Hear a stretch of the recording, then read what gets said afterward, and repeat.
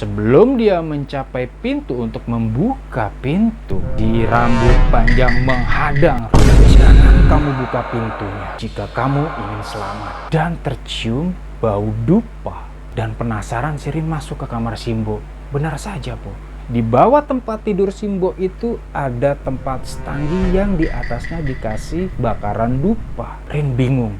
Ini apa dan kenapa Simbo membakarnya? Assalamualaikum warahmatullahi wabarakatuh. Hai, terima kasih sudah kembali. Cerita kali ini berasal dari seseorang yang punya inisial Rin. Halo Rin, terima kasih sudah kasih kesempatan kita buat menceritakan pengalaman Anda. Jadi, Rin adalah satu-satunya anak cewek yang berasal dari sebuah keluarga pengusaha di Jawa Timur. Dan dia merupakan anak sulung. Ibunya Rin sudah meninggal ketika melahirkan Rin sayangnya. Selang 2 tahun kemudian, ayah Rin menikah kembali. Dan Rin memiliki ibu sambung. Rin memanggilnya dengan kata Bunda. Untungnya Bunda begitu sayang dengan Rin. Bunda mengasuh dan merawat Rin seperti anak kandungnya sendiri. Singkat cerita, Bunda memberikan 2 adik laki-laki buat Rin. Dengan inisial adik pertamanya adalah S dan inisial adik keduanya adalah K. Tetapi kasih sayang Bunda sama Rin ini tidak berkurang, bahkan bisa dibilang lebih. Seandainya angka 100 adalah persentase untuk pemberian kasih sayang Bunda kepada anak-anaknya, Rin mendapatkan 70% dari persentase tersebut. Sementara adik-adiknya hanya 30%, dan itu pun dibagi 2. Hingga tidak dipungkiri jika Rin dan Bunda begitu sangat dekat dibanding adik-adik Rin dengan Bunda. Hingga pada suatu hari, Rin berencana untuk meneruskan pendidikan kuliahnya ke Jerman. Dan sudah pasti bisa ditebak bila Bunda tidak setuju. Terlalu jauh katanya. Namun singkatnya, setelah terjadi perdebatan begitu panjang, akhirnya Bunda mengizinkan. Itu pun karena ada campur tangan dari ayah. Ayah mengatakan itu bagus karena itu bisa membentuk jati diri Rin dan Rin bisa mandiri katanya. Singkat cerita, maka berangkatlah Rin ke bandara dan jelas di sana Bunda menunjukkan kekhawatirannya. Nggak kurang-kurangnya Bunda menggenggam tangan Rin dan baru dilepaskan ketika Rin harus melakukan check-in di bandara. Singkat cerita, Rin melewati kuliahnya di Jerman. Awal-awal tahun memang Rin selalu intens melakukan komunikasi dengan keluarganya, Bu, terutama dengan Bunda. Namun memasuki tahun kedua, Rin begitu disibukkan dengan jadwal kuliah yang padat hingga dia mulai jarang menghubungi keluarganya. Hingga suatu hari ada pesan dari Bunda masuk ke handphone Rin. Sayang, kamu sibuk gak? Bisa video call gak? Penting. Begitu kata Bunda. Setelah selesai kuliah dan kembali ke apartemennya, Rin baru membalas pesan dari Bunda. Iya Bunda, maaf baru balas karena tadi bener-bener padat jadwal kuliah. Dan singkatnya mereka melakukan komunikasi via video call pada akhirnya. Namun, kali ini Rin melihat bias Bunda tidak seperti biasanya. Dan benar saja, Bu. Dengan wajah berat, akhirnya Bunda mengatakan bila ayah mereka sudah tidak mampu lagi membiayai Rin kuliah di Jerman untuk tahun depan. Usahanya sedang kacau, kata Bunda. Tiba-tiba, layar HP Rin menjadi hitam. Dan tidak berapa lama suara ayah terdengar. Kamu kasih tahu anak itu? Kan aku bilang jangan. Nanti kalau dia kepikiran dan kuliahnya terganggu gimana? Biar itu jadi urusan aku aja soal biaya. Suara ayah terdengar sedikit agak meninggi dengan Bunda, dan itu tidak biasanya. Lalu tidak berapa lama komunikasi mereka terputus. Ada apa ini? Batin Rin demikian. Sebenarnya Rin ingin mengejar atau menelpon kembali Bunda, namun sayangnya dia urungkan. Dia tahu kondisi sedang tegang. Jika dia memaksa untuk bertanya dan menanyakan apa yang sedang terjadi, maka pasti tidak akan berhasil. Singkat cerita, hari-hari pun berjalan seperti biasa. Rin terus melanjutkan kuliahnya. Tapi sejak saat itu Rin jadi susah untuk menghubungi Bunda. Begitu juga dengan ayahnya. Rin mencoba menelpon ayahnya berkali-kali, tapi tidak diangkat-angkat. Rin coba kirim pesan, bertanya. Hasilnya hanya dibaca. Rin tidak patah semangat, kemudian Rin menghubungi adik-adiknya. Tapi hasilnya sama, mereka tidak mengangkat telepon Rin dan ketika dikirimi pesan, hanya dibaca. Kemudian pertanyaan besar muncul di benak Rin. Ada apa ini keluargaku? Ini justru mengganggu kuliahku. Aku jadi tidak konsentrasi, kata Rin. Dan setelah beberapa hari, Rin mendapatkan pesan dari adiknya. Rin kemudian buru-buru membuka pesan tersebut. Ternyata setelah Rin lihat, bahasa pesan tersebut adalah bahasa Bunda. Akhirnya mereka pun terlibat obrolan. Bunda kemudian menceritakan tentang susahnya usaha ayah saat ini karena terlibat utang yang begitu besar yang disebabkan oleh rekan ayah yang berkhianat dan melarikan uang perusahaan. Dan di sini Rin baru menyadari ketika memang di keluarganya sedang tidak baik-baik saja. Obrolan pun berkembang, mulai dari kegiatan Bunda dan adik-adiknya di sana hingga kegiatan Rin sendiri. Ya layaknya seperti anak dan orang tua ya, Boh. Nah, sejak saat komunikasi itu, maka kebesokan harinya dan hari-hari selanjutnya, apalagi malam, Bunda selalu menelpon Rin. Komunikasi mereka lancar, Boh. Dan Rin juga tidak tahu kenapa belakangan ini Bunda sudah bisa menelpon dengan teleponnya sendiri.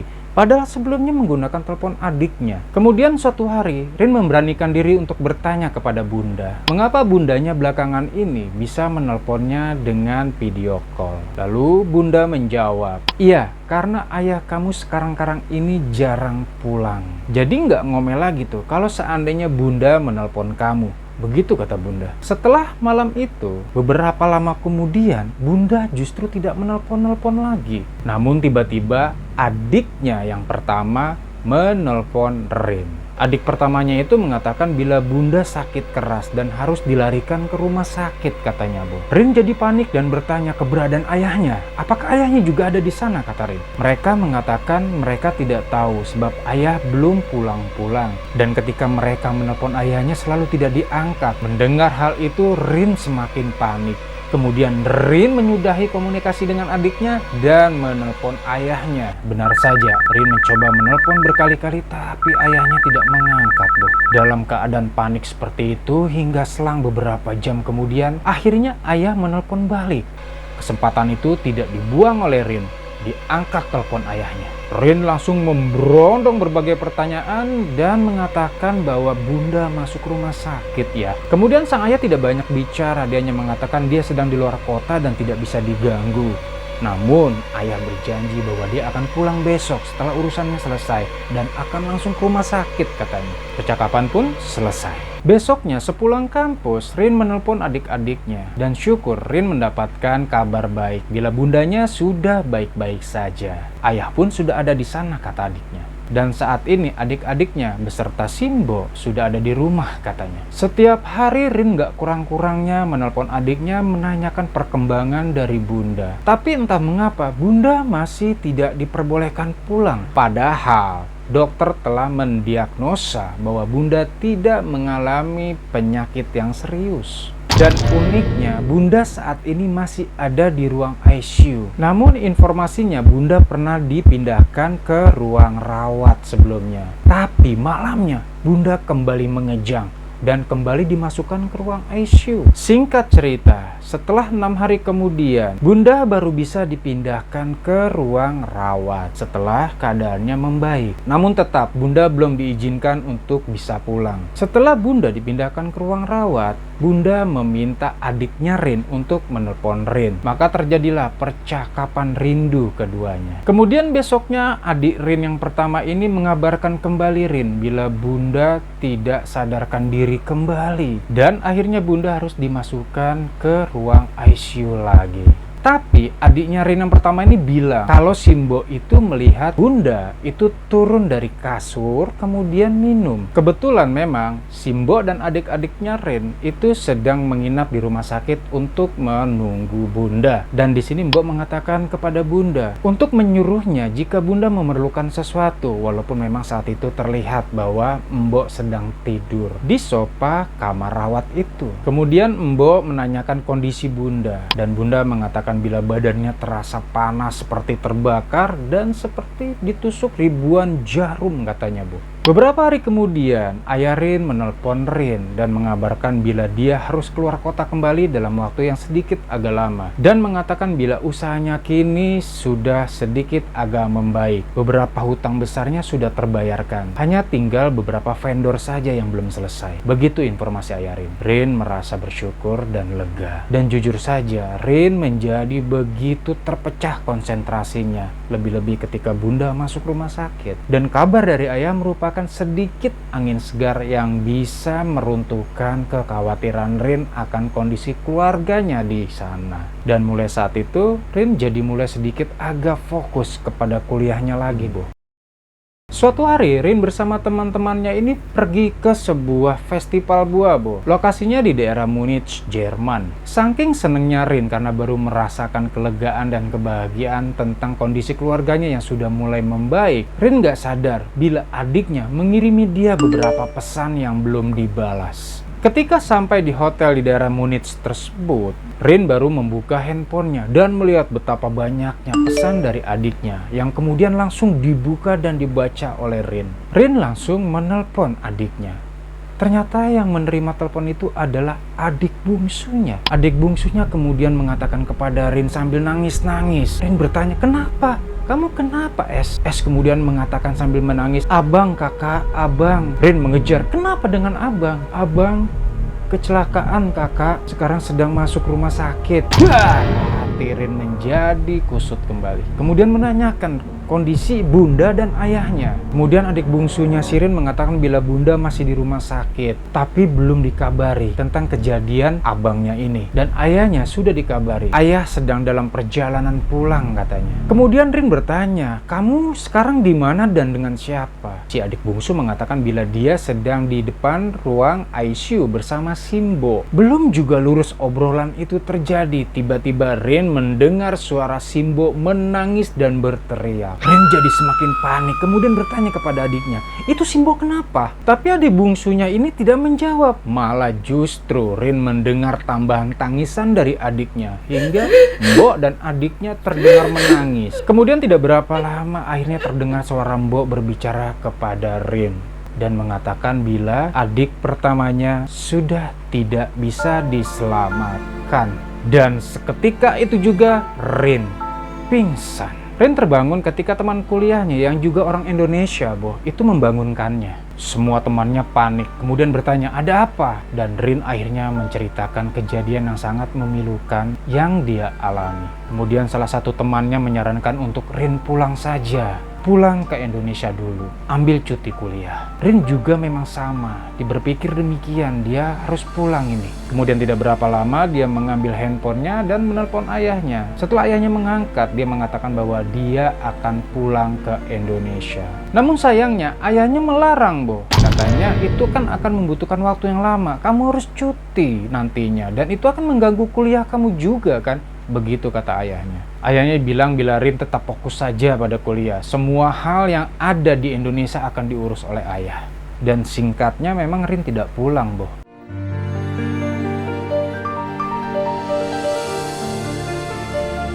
Padahal setiap hari adik bungsunya ini selalu menanyakan, "Kapan kakak pulang? Aku kesepian, Kak. Abang udah nggak ada." Dan Rin mengatakan bila dia tidak bisa pulang dulu, dia harus mengejar kuliah. Lebih-lebih bulan depan ini akan ujian akhir. Nanti setelah kondusif dek, baru kakak pulang ya. Si bungsu ngambek. Kemudian mengatakan, kakak dari kemarin-kemarin mengatakan itu terus, akan pulang, tapi nggak pulang-pulang. Aku marah sama kakak. Begitu kata adiknya, Dan sejak saat itu, adik bungsunya memang sudah tidak nelpon lagi, Mungkin marah kali ya. Hingga suatu hari, Rin menelpon Simbo dan mengatakan untuk memberikan teleponnya kepada adiknya. Namun Mbok mengatakan, "Dede nggak mau ngangkat," katanya Mbak. Masih marah katanya itu. Singkat cerita, ujian semester berakhir nih, Dengan antusias, Rin akhirnya mencoba telepon adiknya.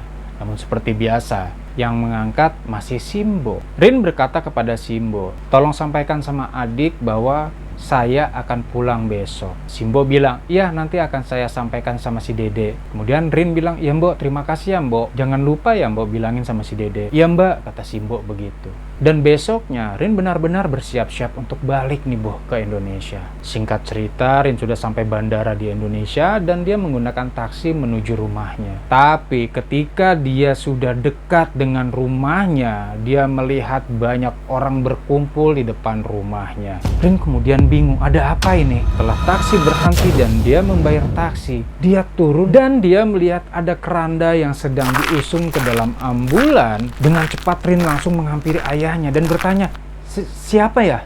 Bukannya menjawab pertanyaan Rin, justru ayah mengatakan, kenapa kamu pulang? Kenapa kamu ada di sini? Kenapa kamu nggak bilang? Dan serentet pertanyaan.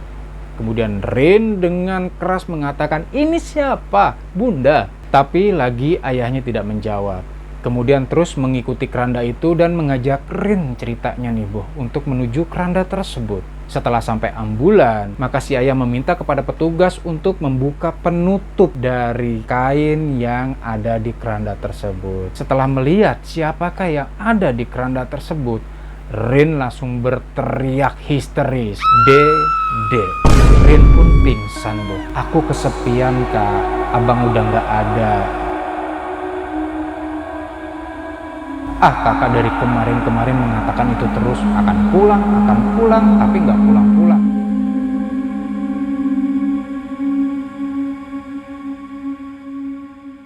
Kemudian Rin baru tersadar atau siuman ketika hidungnya merasa panas. Ternyata ketika dia bangun, Simbo menggosokkan minyak kayu putih ke hidungnya. Rin kemudian menanyakan jenazah adiknya. Simbo bilang bahwa semuanya sudah beres. Jenazah sudah dimakamkan. Rin tersadar pingsannya itu terlalu lama ternyata, hingga tidak sempat menyaksikan pemakaman terakhir atau melihat peristirahatan untuk terakhir kalinya bagi adik bungsunya itu. Malam itu Rin sungguh tidak ingin berjumpa dengan siapapun. Rin tetap di kamar. Untuk kebutuhan makan dan minum saja Simbo yang bolak-balik menawarkan. Rin begitu terpukul dan terluka karena hanya dalam waktu singkat dia harus kehilangan kedua adiknya. Sekitar jam 11 malam, ayah Rin masuk ke kamarnya Rin, kemudian menyuruh Simbo yang masih berada di sana untuk kembali ke ruangannya atau ke kamarnya. Setelah Simbo kembali ke ruangannya, maka ayah Rin mengatakan bahwa dia akan keluar kota dalam waktu beberapa hari. Dan ayahnya meminta dengan sangat untuk Rin tidak marah, sebab ayahnya tidak bisa mendampingi Rin. Rin diminta untuk bersama Simbo istirahat di rumah dahulu. Masih belum banyak kata-kata yang bisa diucapkan Rin, Bo. Rin hanya mengatakan, iya. Kemudian ayahnya meninggalkan kamar Rin, dan Rin mencoba untuk memejamkan matanya kembali tidur. Sekitar jam 1 malam menurut Rin, dia mendengar suara lamat-lamat. Kakak, tolong aku. Kakak, tolong aku. Suara itu sepertinya berasal dari dapur, Bo. Dan Rin kaget, itu suara adik bungsunya. Rin kemudian memberanikan diri untuk keluar kamar dan menengok ke dapur. Suara itu terdengar kembali. Kak, kakak, tolong aku. Kemudian secara spontan, Rin memanggil Simbo. Mbok. Tidak berapa lama Simbo keluar dari kamarnya dan mengatakan, ada apa? Kenapa Rin memanggilnya panik seperti itu? Kemudian Mbok mencoba menenangkan Rin, tenang, dan mengajak si Rin itu untuk masuk kembali ke kamarnya. Kemudian Rin menceritakan yang terjadi tadi, dan si Mbok kembali menenangkan dan mengatakan bila kemungkinan itu efek dari kesedihan kamu aja, Mbak. Ya akhirnya si Mbok diminta Rin untuk tidur di kamar itu. Keesokan harinya ketika Rin bangun, dia melihat si Mbok sudah tidak ada di sampingnya, Bo. Rin kemudian keluar dari kamarnya, dan setelah keluar dari kamarnya, kamar ayahnya itu kan berhadapan dengan kamarnya dia.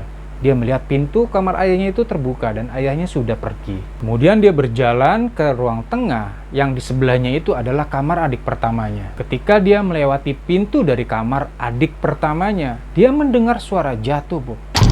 Akhirnya Rin mencoba membuka pintu kamar adiknya tersebut. Terlihat pajangan-pajangan dan nuansa Jepang itu memenuhi kamar adik pertamanya ini. Ya karena memang adik pertamanya ini suka sekali dengan negeri Sakura itu, Bu. Rin terus masuk ke dalam. Agak kotor sih memang, debunya tebal-tebal. Ya kemungkinan setelah kematiannya gak ada yang berani masuk ke kamar itu untuk bersih-bersih. Termasuk Simbo mungkin. Atau ayah mungkin mewanti-wanti Simbo untuk tidak masuk ke kamarnya. Ya mungkin saja, sebab ayah tidak ingin kesedihan mengingat adik pertamanya ini muncul.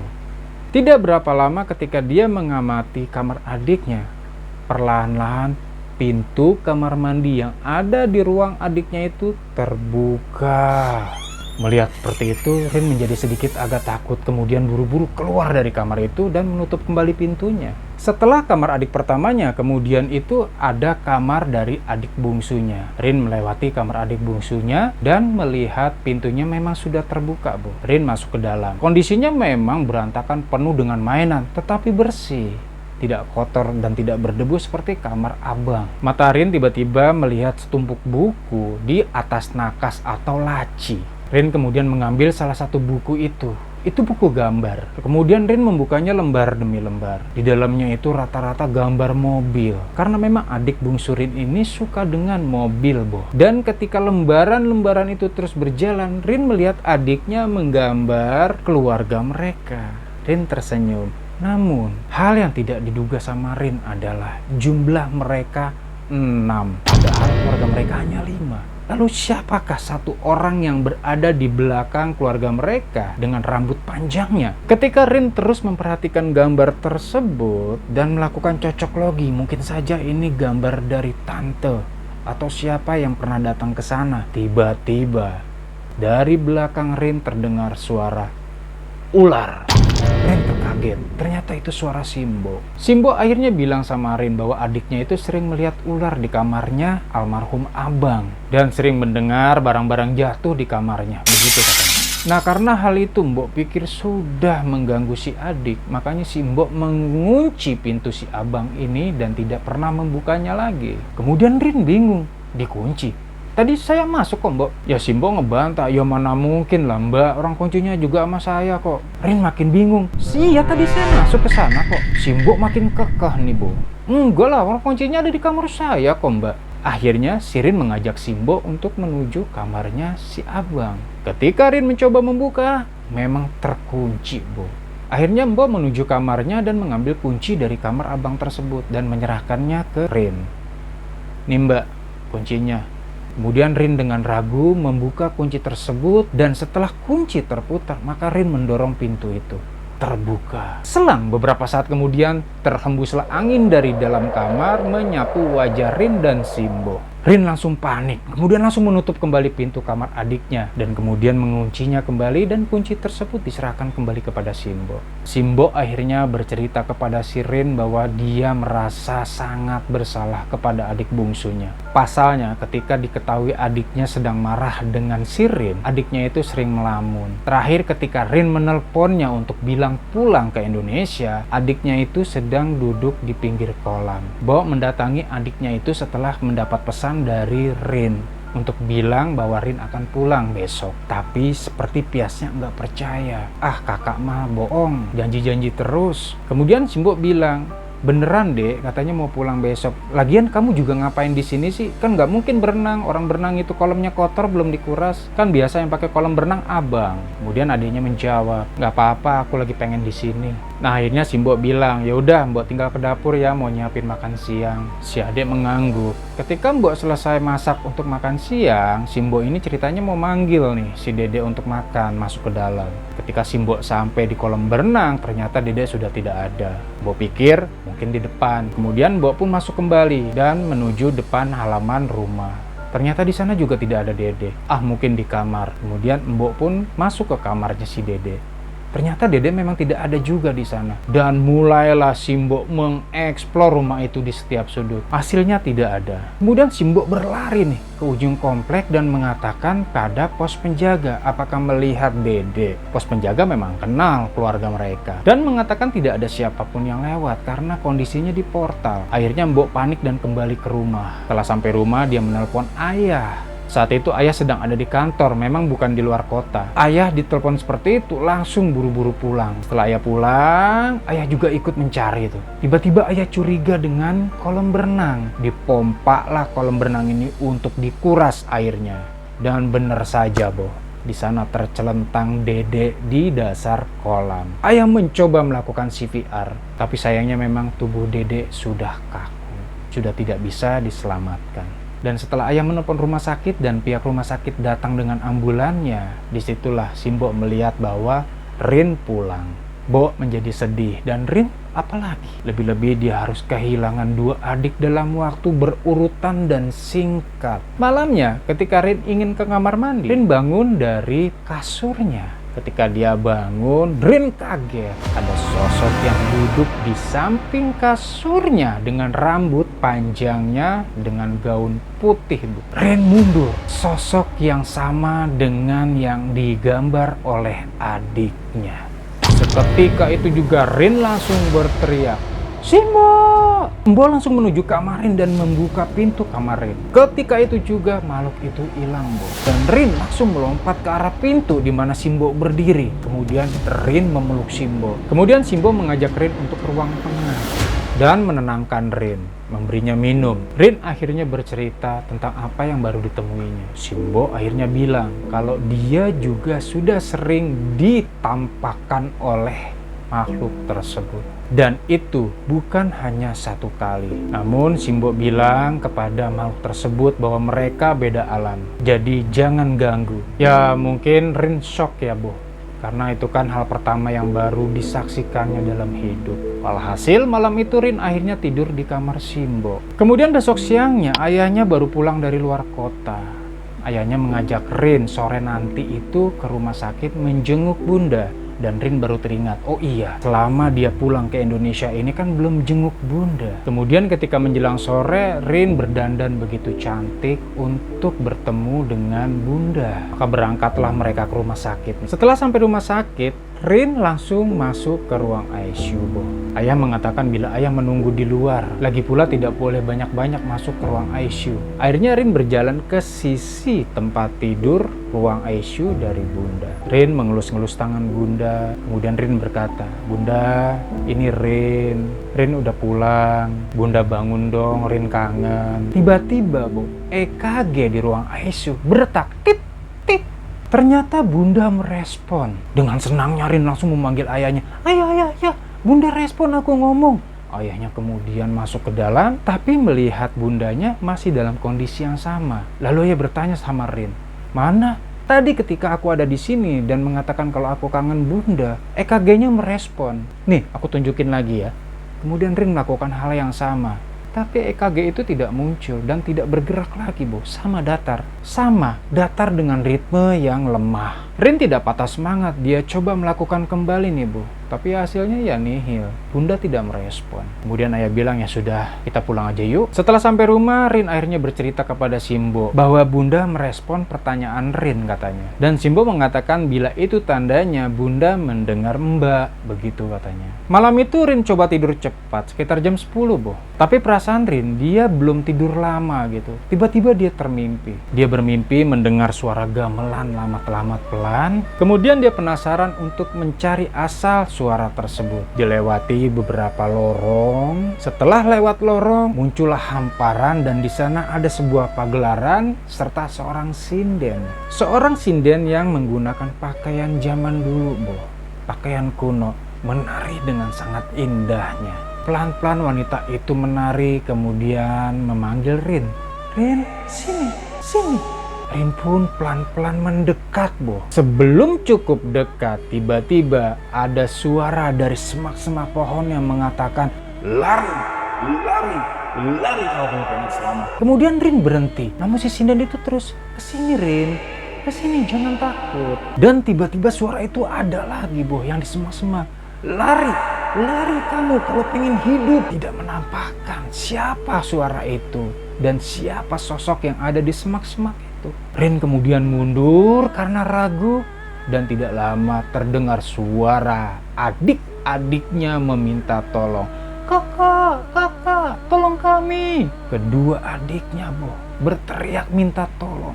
Bukan cuma si bungsu, tapi juga adik pertamanya si abang. Rin kemudian terdiam nih, Bo. Dan si sinden itu menari lagi. "Kamu tidak mau menolong adik kamu?" Begitu katanya. Sambil menari hingga akhirnya dia mengeluarkan lidahnya yang mirip dengan ular sambil berdesis.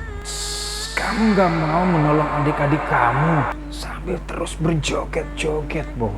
Teriakan suara tolong adiknya dan teriakan dari suara yang ada di semak-semak saling bersahutan. Rin menjadi bingung. Kemudian perlahan-lahan sinden itu berubah menjadi seekor ular besar, Bo, dan siap untuk memangsa Rin. Disinilah sosok yang ada di semak-semak itu keluar. Ternyata dia adalah si rambut panjang yang menemui Rin di kamar. Si rambut panjang ini langsung menarik tangan Rin, kemudian mengajaknya untuk menghindar, berlari sejauhnya. Ketika dirasa sudah cukup jauh, maka si rambut panjang ini mengatakan kepada Rin, loncat ke jurang untuk menyelamatkan hidup kamu. Rin takut. Loncat ke jurang untuk selamat, gimana ceritanya? Dan tanpa menunggu waktu yang lama, si rambut panjang mendorong Rin untuk jatuh ke jurang, Bu. Setelah jatuh ke jurang, Rin memang terbangun dari tidurnya dengan muka yang keringetan dan sambil ketakutan, seakan-akan bahwa itu bukanlah sebuah mimpi. Tapi nggak sampai di situ, Bo. Ternyata suara desisan dari si sinden itu masih mengikuti Rin dan mengatakan, "Usir wanita itu! Usir wanita itu!" Spontan membuat Rin berteriak, "Ayah!" Tidak berapa lama ayah dan Simbo datang ke kamar Rin. Kemudian mereka menanyakan, "Kenapa?" Rin akhirnya memeluk ayahnya dan menceritakan tentang mimpinya. Kemudian ayahnya mengajak Rin untuk ke kamarnya dan tidur di sana dan menenangkan si Rin bahwa itu hanya mimpi buruk, Nak. Ayah bilang mungkin dia tidak akan tidur karena pekerjaannya memang sedang banyak-banyak.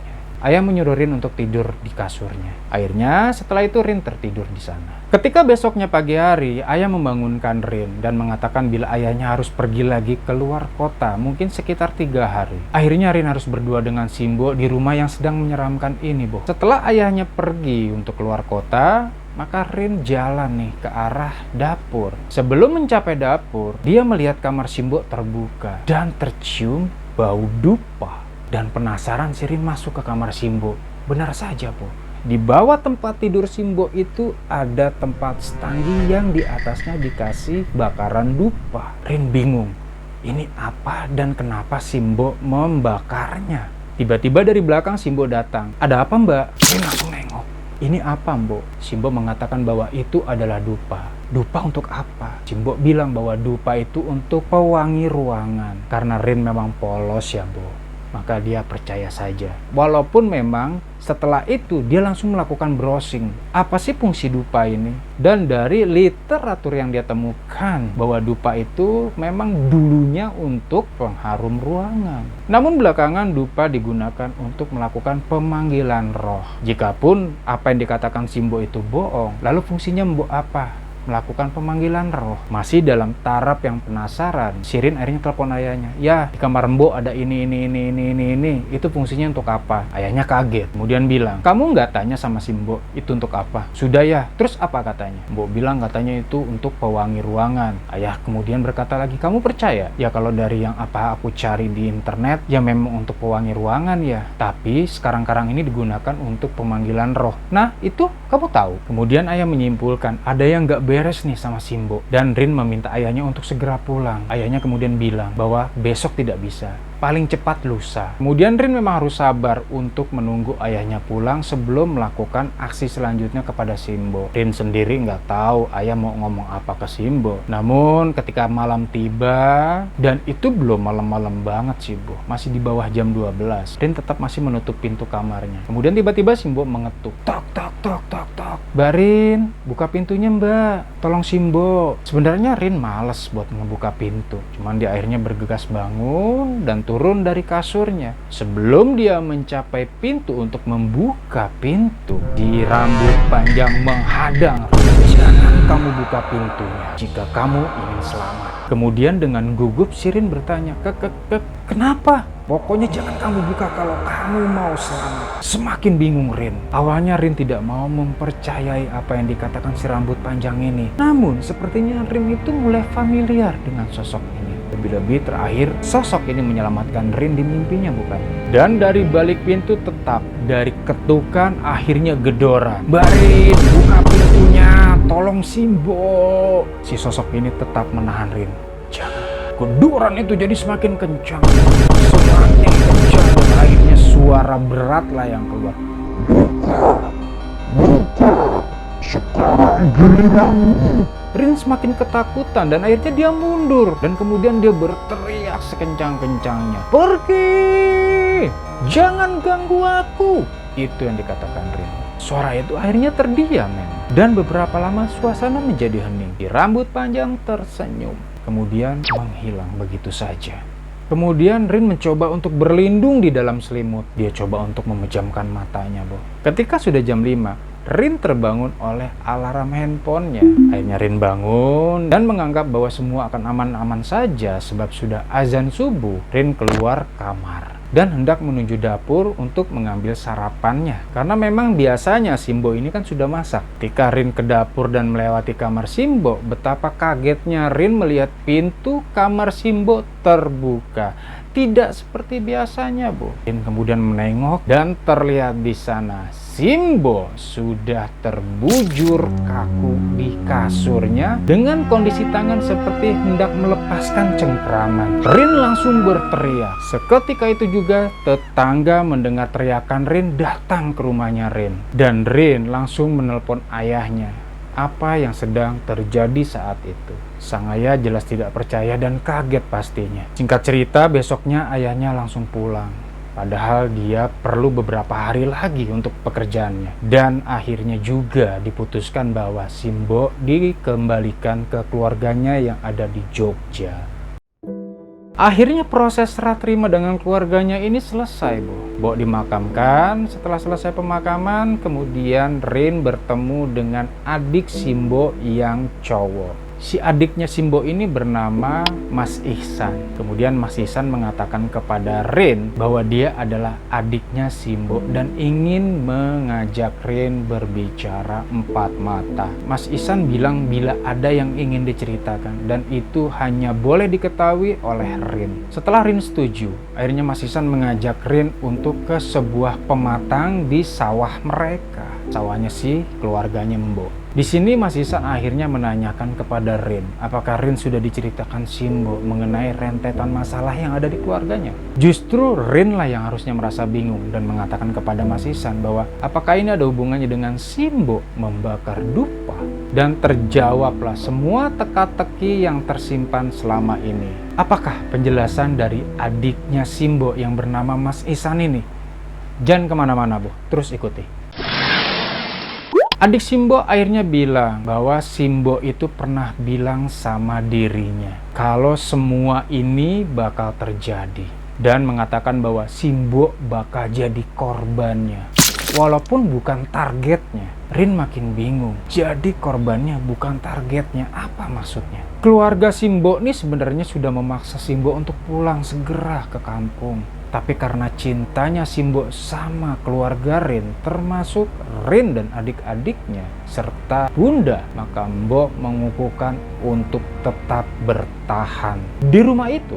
Ternyata Mbok mengatakan ini setelah kematian dari adik pertamanya Rin yang kecelakaan itu. Setelah pemakaman adik pertamanya itu, malamnya Simbo tidak sengaja melewati kamar ayah. Tapi lamat-lamat terdengar ayah sedang berbicara dengan seorang perempuan. Si perempuan itu seperti menagih janji tumbal pengganti dengan suara yang sesekali diiringi dengan desisan.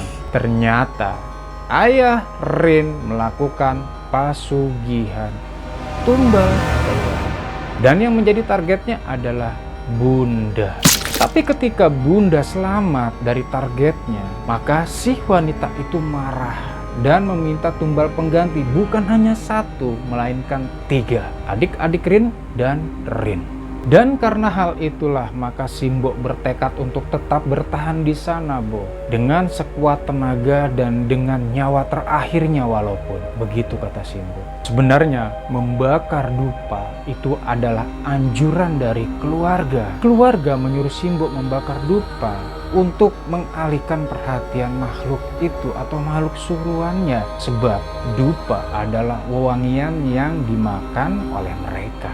Atau bisa jadi itu makanan mereka lah bahasanya. Simbo juga sebenarnya sudah sadar bila adik bungsunya adalah target selanjutnya, mengingat Rin tidak ada di rumah itu. Dan sejak saat itu Simbo selalu berdoa agar Rin tidak kembali ke Indonesia ataupun kembali ke rumah. Namun harapan Bo ternyata sia-sia, sebab dia melihat Rin datang atau kembali ketika kejadian di hari adik bungsunya tenggelam. Sebenarnya pada saat itu, ketika pertama kali ngelihat Rin pulang, Simbo udah mau ngomong. Hanya saja diurungkan oleh Simbo, mengingat dia tahu betapa rindunya Rin dengan keluarganya. Makanya diurungkan. Simbo berusaha mencari waktu yang terbaik, yang kemudian baru disampaikan kepada Rin. Sebenarnya Simbo juga mendengar bila Bo menjadi pengganti tumbal tersebut yang ditawarkan ayah. Tetapi makhluk itu tidak terima, sebab pengganti tumbal adalah darah daging dari ayah. Mendengar penjelasan dari Mas Ihsan panjang lebar, Rin menjadi sangat bersalah pada Simbo. Rin udah nuduh Bo yang macem-macem. Rin menjadi marah pada dirinya sendiri, menjadi takut, menjadi sedih, dan berbagai macam perasaan berkecamuk di hatinya, Bo. Ini semua karena ayah. Begitu tegasnya. Kemudian Rin bertekad bahwa dia akan menyelesaikan semua ini. Dan Rin mengatakan kepada Mas Ihsan untuk tidak bilang-bilang bila dia saat itu juga pulang ke rumah. Jadi rencana Rin itu akan kembali ke Jerman, tetapi dia akan pulang dulu ke rumah mengambil perlengkapan dan kemudian ke rumah sakit menemui Bunda. Akhirnya dijalankanlah rencana Rin. Dia pulang dulu ke rumah dengan segudang keberanian, kemudian menyiapkan perlengkapannya. Lalu pergi ke rumah sakit untuk menemui Bunda. Ketika Rin masuk ke dalam ruangan Bunda, Rin menangis jadi-jadinya dengan memeluk Bunda, lalu mengatakan rencananya untuk pergi ke Jerman. Tiba-tiba tangan Bunda membalas peluk Rin. Rin terkaget. Bunda akhirnya membuka matanya lalu tersenyum. Akhirnya di sini baru diketahui bila Bunda itu berpura-pura tidak bisa bangun. Semuanya ini hanya sebuah kamuflase yang harus dia mainkan ketika tahu bahwa dirinya ditumbalkan oleh sang ayah. Bunda juga tahu apa yang terjadi dengan seluruh keluarganya, termasuk adik-adik Rin. Dan informasi dari Rin lah Simbo menjadi korban. Semua yang terjadi di keluarga itu secara tidak sengaja disampaikan oleh supir ayah. Supir ayah selalu memberikan update kepada Bunda, walaupun supir ayah tidak tahu kalau Bunda ini sebenarnya sadar. Mungkin karena supir ayah ingin balas budi kepada Bunda, mengingat Bunda dulu pernah memberikan jasa yang membuat supir ayah itu terlepas dari masalah. Dan tanpa banyak permintaan lagi, sang Bunda menyuruh Rin secepatnya meninggalkan Indonesia menuju Jerman. Berat memang Rin harus pergi meninggalkan Bunda dalam kondisi seperti ini.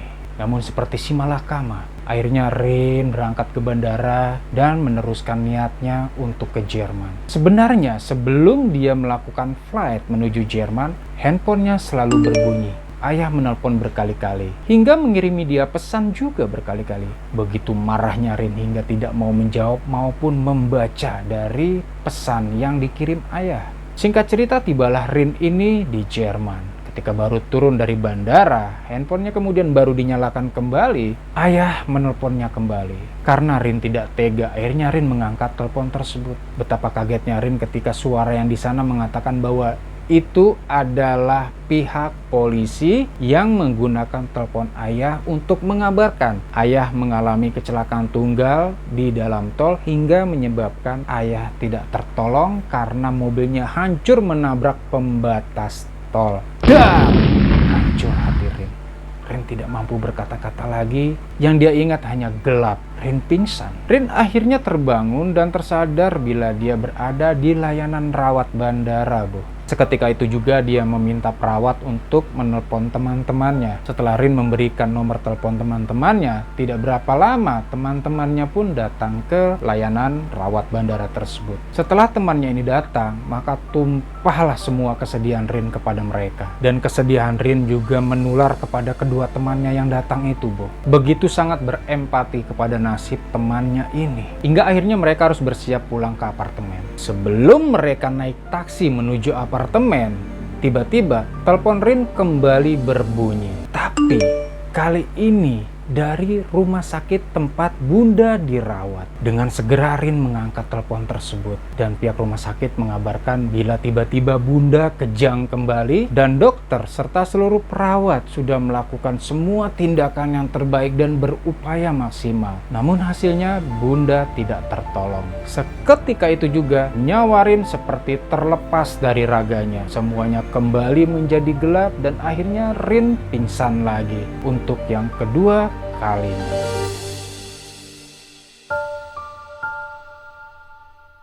Nah, nggak ada pesan apapun yang bisa saya sampaikan selain jangan pernah bernegosiasi atau berbisnis dengan yang namanya jin, setan, atau apapun itulah yang menyekutukan Tuhan. Sebab tidak akan pernah ada jalan keluar ketika kita masuk ke sana. Karena segala kesulitan tidak akan pernah lebih sulit ketika kita berada dalam genggaman mereka. Masih banyak cerita lain yang mau saya berikan kepada kalian, jadi jangan lupa untuk dukung channel ini terus dengan cara klik loncengnya, like bila kalian suka dan dislike bila tidak suka, share untuk berbagi manfaat dari video ini. Wassalamualaikum warahmatullahi wabarakatuh, bye bye.